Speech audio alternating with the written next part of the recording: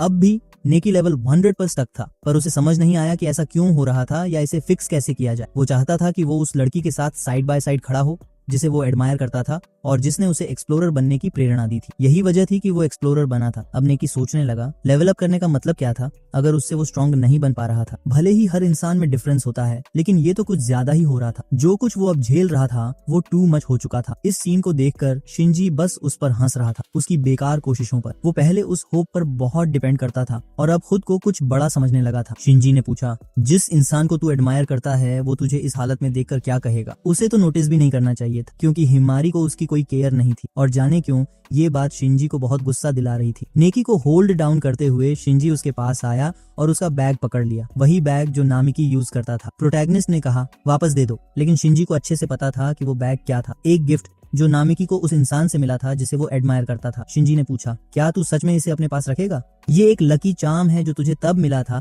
जब लोग इस बात को लेकर कंसर्न थे कि तू कितना बड़ा वीकलिंग है। फिर उसने देखा कि वो चार्म शायद पहले फट गया था, लेकिन फिर रिपेयर किया गया था। साफ था कि नामिकी इसे बहुत वैल्यू करता था, लेकिन फिर भी शिंजी ने उसे फाड़ दिया और यहाँ तक कि अपने मुंह में डाल लिया, क्योंकि अब उसे उसकी कोई जरूरत नहीं थी। वो पूरी तरह यूजलेस। स्पिट करने के बाद शिंजी ने उस पर पैर भी रखा और स्टॉम्प कर दिया, जिससे नामिकी पहले से भी ज्यादा गुस्से में आ गया। लेकिन शिंजी अब भी उसे अपनी ग्रेविटी स्किल से रेस्ट्रेन किए हुए था। वो हंसा और बोला, तुझे इतना एंग्री होने की जरूरत ही नहीं है। तूने इतनी मेहनत की ताकि वो इंसान जिसे तू एडमायर करता है तुझे रिकॉग्नाइज करे, लेकिन तू अब भी एकदम पैथेटिक है। नेकी तब से अब तक जरा भी स्ट्रांग नहीं हुआ था और अब भी पूरी तरह से एक एम्बैरेसमेंट बना हुआ था। शायद अब वक्त आ गया था कि वो सब कुछ छोड़ दे और बस मर जाए। नेकी ने अपनी बांह से खुद को छुड़ाने की कोशिश की और हाथ बढ़ाया शिंजी की तरफ ताकि उसे स्टॉप कर सके। शिंजी उसकी इस रेसिस्टेंस पर हंसने लगा और पूछा, क्या तुझे पता भी है कि अगर किसी की डेथ डंजन के अंदर होती है तो उसके कारण की इन्वेस्टिगेशन होती है रूल्स के मुताबिक, और इसी तरह एक्सप्लोरर एसोसिएशन अपना काम करती रहती है